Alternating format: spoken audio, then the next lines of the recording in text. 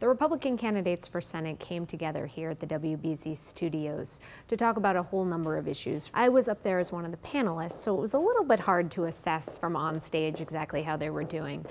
But I think overall the second half was a lot more lively than the first half. The first half, it seemed as though they really stuck with their talking points. They were very much on message, particularly when they were speaking about President Obama's budget and the gridlock problems in Washington. But in the second half, they really seemed to come alive, particularly on the question about how they are more electable than Scott Brown. He was a very popular figure, and yet he lost last fall. When it got to the issue of electability, you started to hear them really go at it, especially Sullivan and Winslow.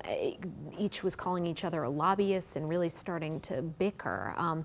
Interestingly, Gabriel Gomez was largely left out of that back and forth, but you saw him jump in, I think, quite effectively towards the end, saying, see this back and forth and this bickering. This is what you're seeing in Washington, and this is what we don't need more of. And I think from up there, it seemed like that point probably resonated a bit in terms of with voters who really are sick of gridlock in Washington. But then going back to Sullivan and Winslow, they obviously had the more blunt exchanges between the two of them, I would say throughout the debate. Towards the end, when John Keller, the moderator, gave them each about a minute to just say whatever they wanted, I noticed that all three focused on biography.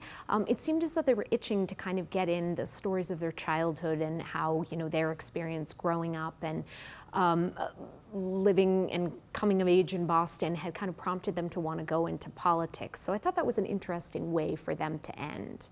They really seemed to want to focus on that biographical piece. I'm Cynthia Needham for the Boston Globe.